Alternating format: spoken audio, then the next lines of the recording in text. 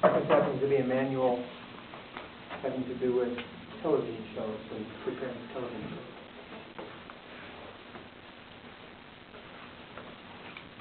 So, thank you everyone for coming out tonight to witness this live broadcast show with an incredibly special celebrity social media expert. She is renowned in this arena of social media. She's been asked by many, many people to present her perspective as to why social media will be the marketing technique most widely used in the future. She has a tremendous background, a very rich life, a very full life. She's experienced a lot. What I find so fascinating about her is that she doesn't recognize how full and rich her life is. She's very humble about what she's done. It's refreshing within the world of media to have someone who is very humble.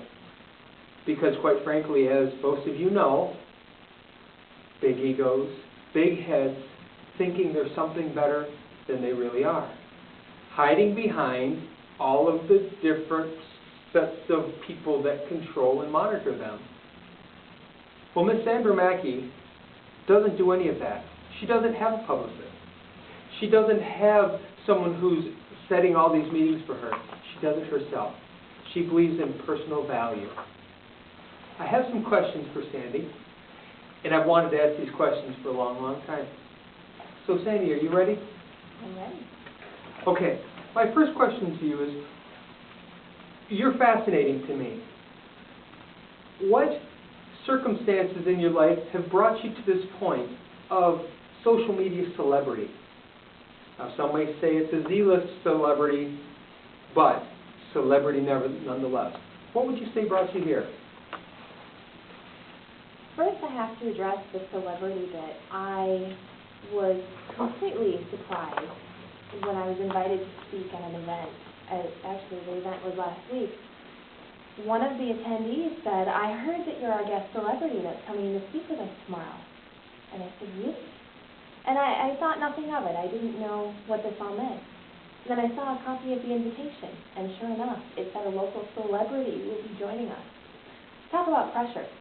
Showing up to this event, having been billed as the guest celebrity speaker, I was wondering who was coming next, because I didn't really know. So that's very interesting.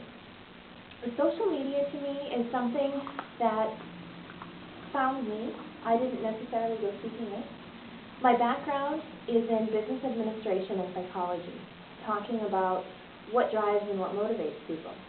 I did find out after receiving my degrees that marketing is probably the avenue that I should have gone into. What I find interesting about marketing as far as textbook teaching about marketing, all of the marketing textbooks right now are almost historical reference novels based on the new phenomena of social media.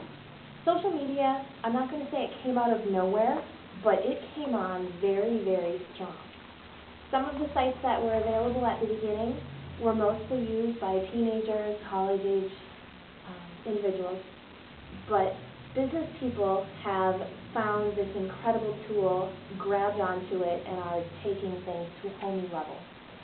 I learned how to manipulate computers and technology by teaching myself, by doing it. I didn't take a class. Nobody taught me how to press these buttons, how to do these things.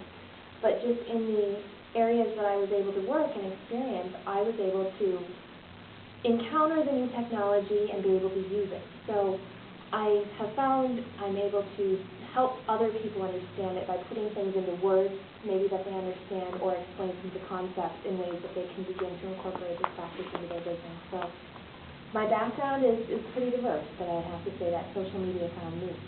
Now I have to say, as you guys may have just witnessed, the humility behind the person. Not, I am that celebrity and I should be billed as a celebrity. I find that refreshing here today because we don't, quite frankly, see that very often. You say that it found you. How did it find you?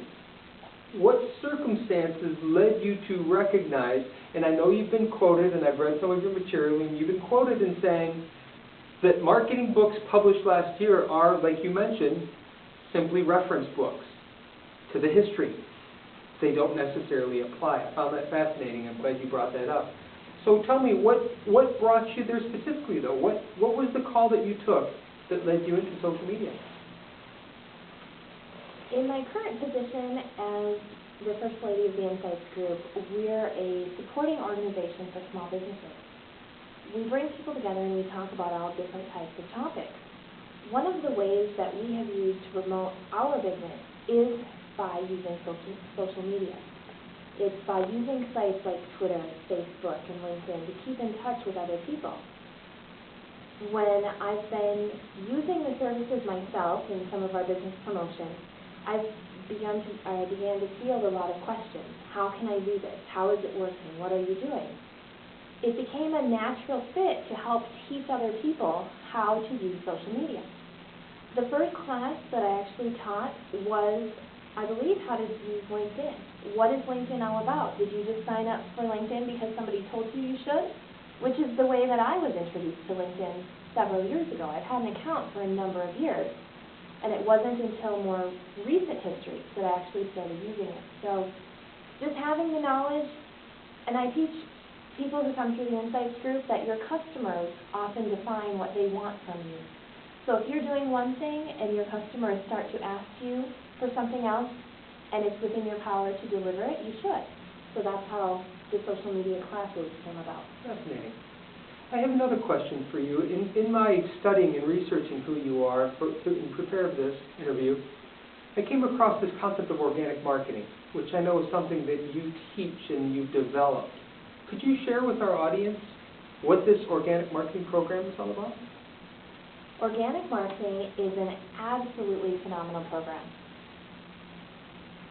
I'm not sure where you are in your journey with the universe, but I know that each of us has a unique ability to connect in with information when we need it. Organic marketing actually came to me in a meeting, the whole concept with an organic tic-tac-toe board outlining all the possible ways that a small business can market themselves. I was sitting in a meeting, started scribbling down on my pad. After a couple minutes, I got up in the middle of the meeting, went to the whiteboard, and I drew out this entire marketing tic-tac-toe diagram. So the download happened with the tic-tac-toe board, and then once we had it and we looked at it and people's jaws dropped a little bit, mine included, because I wasn't quite sure what did this all mean, organic marketing started to come clear in what it was. The concept behind organic marketing is that no matter where you are in your business and marketing promotion, you can plug into a system and clearly at a glance, using a tic-tac-toe board, look at the elements that need to work together so that you can become extremely successful.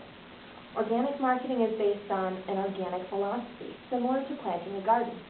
If you have a seed, you need to decide what soil conditions are right for it, how much water do you need, how much light does the plant need.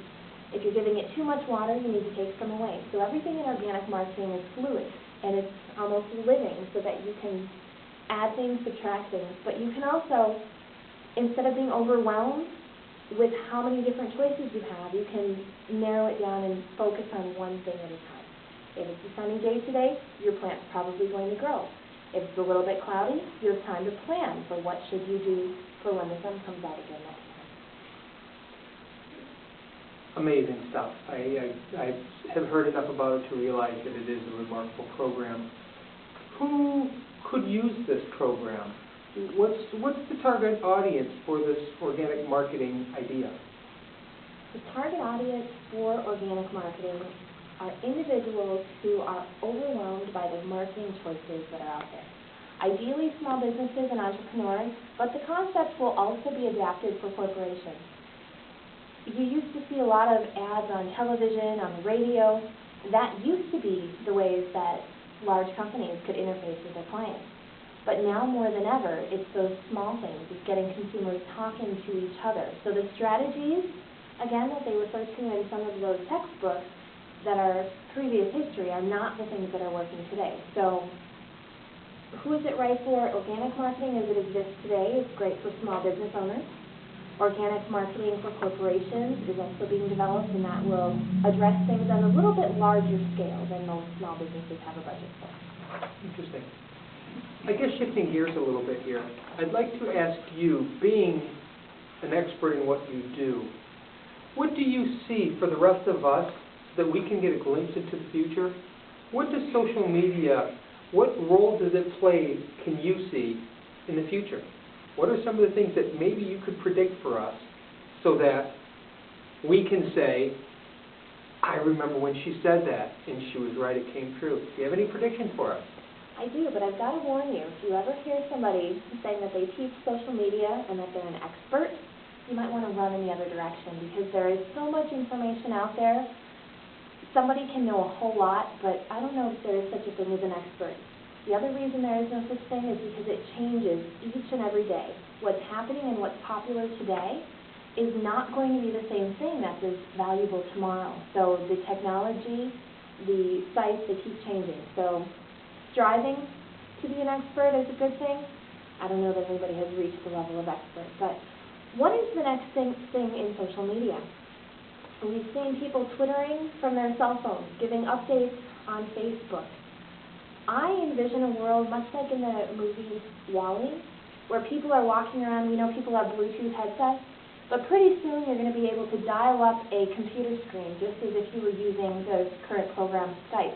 And you'll be able to, on your cell phone, have those Skype conversations one-on-one with people.